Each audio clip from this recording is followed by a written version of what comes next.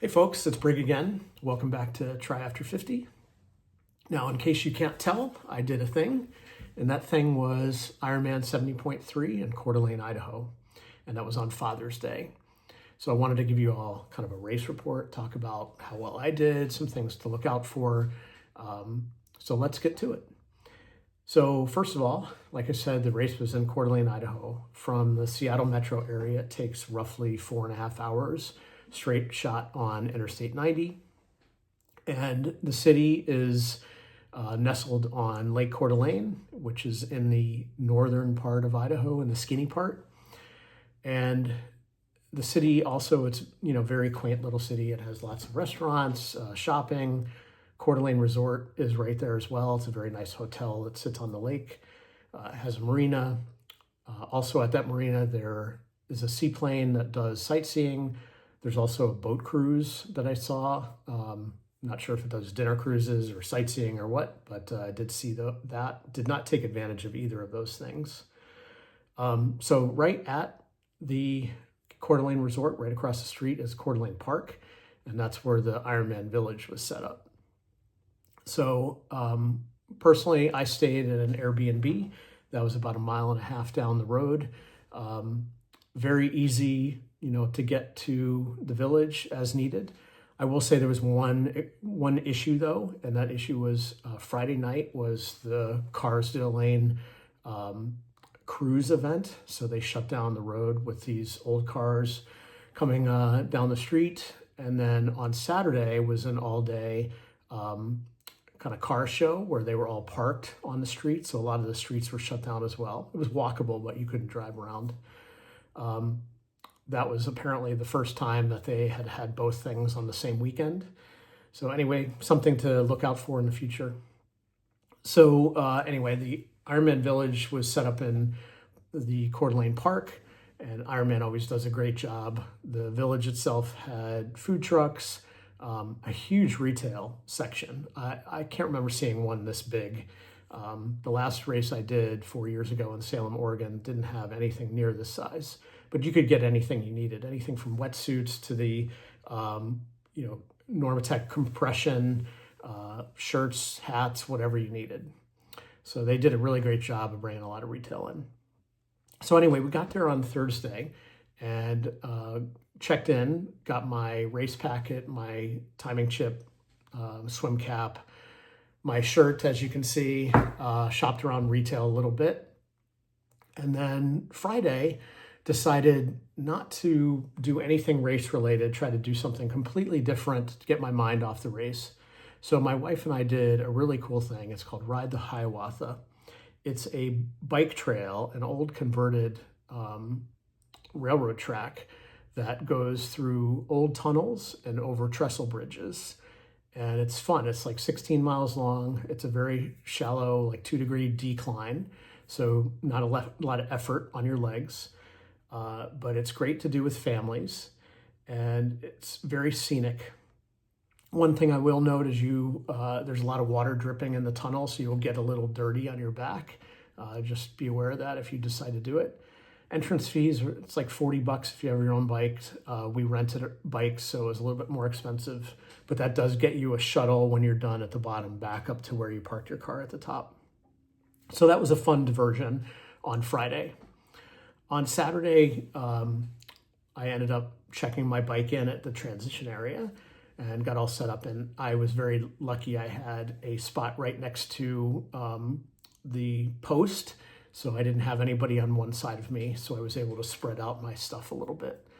So it was great. Got the bike all set up, did the mandatory athlete briefing, did some more retail.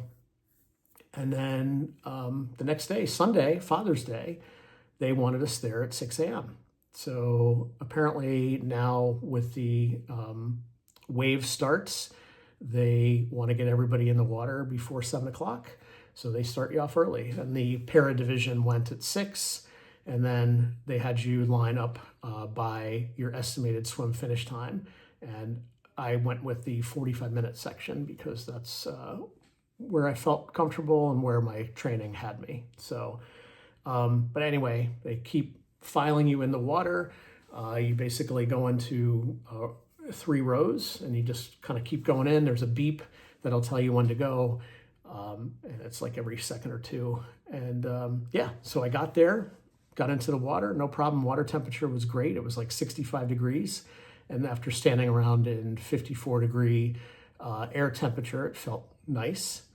However, once I got into the water, one thing that I noticed was there were 1 to 2 foot swells. These were driven by southerly winds, and we were going from north to south right into that. So the course itself was an out and back. So I had to deal with, fighting these swells, at least for the first half. It felt like I was swimming in the ocean, which I've never done before in a race. But once I got past the halfway mark and turned around, it was actually nice because I had those swells kind of pushing me. And as I was doing a stroke, I could feel the movement. So I did negative split the swim. And my swim time was 46 minutes, which was right where I expected. So once I got out of the water into my transition area, like I said, everything was set up perfectly, had enough space. So I was able to get all my bike stuff on and out within 5 minutes, which was really good. I was really happy with that. So once I got onto the bike, it was, nice little ride around town, and then you cross a bridge over a part of the lake, and it was very, very beautiful at that point. But then once you got past that, you're kind of out in the countryside, and it's just not a lot to look at. And you're on a 2-lane highway. What they did is they had one side was strictly for the out and back bikers, and then the other side was for traffic. So they had the police and Ironman officials and all that handling the traffic. And I have to say, I felt very safe, no cars to worry about. I know some events, cars will be mingling in with the racers, but that was not the case here. So that was great. However, once I got out onto the bike, the one thing that I did notice is that it was a constant climb. So it was roughly 35 miles of climbing where I didn't get a break on my legs. It was just constant. And it was roughly 3,000 feet of elevation gain over that 56-mile ride. So it was a difficult course. I had not trained for that. Most of my training was done on a rails to trail, very flat course for my long runs, where I would just sit in the saddle for a long time.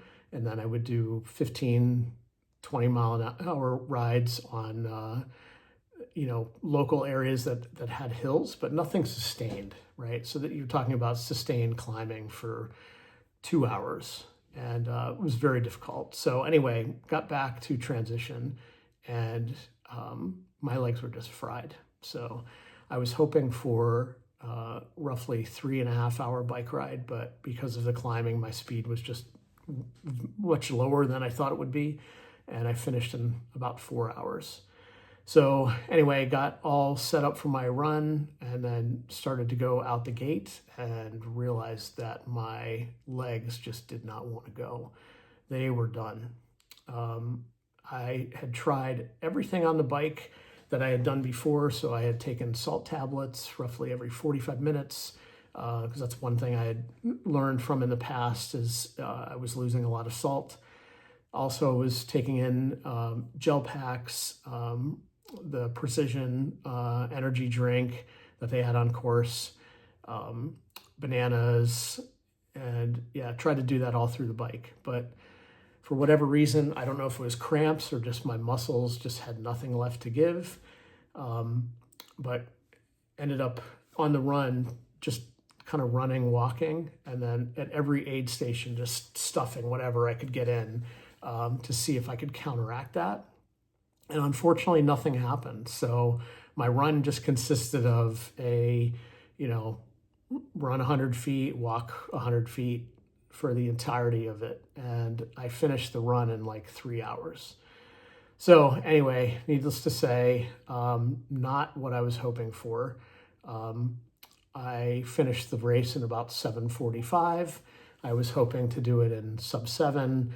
My previous races, I did Maple Valley in 2021, which was right around the 7 hour mark. And then I did the Salem, Oregon 70.3 in 2022. in 6 hours and 45 minutes.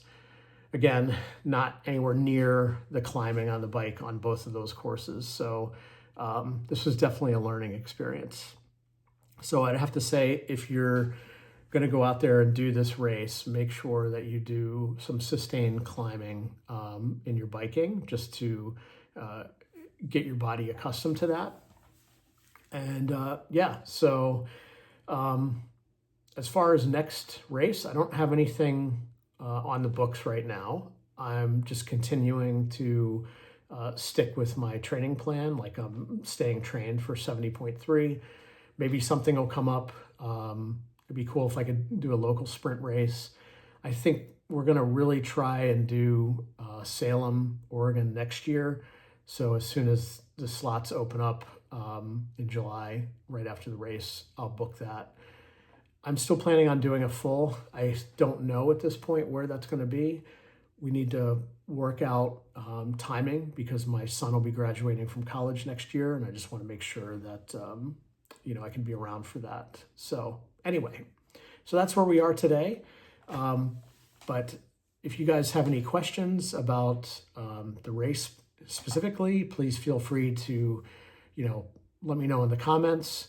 Otherwise, if you like this content, please subscribe, and I'll try to keep you updated with some other stuff. So again, thanks for joining. This is Try After 50, and have a great day.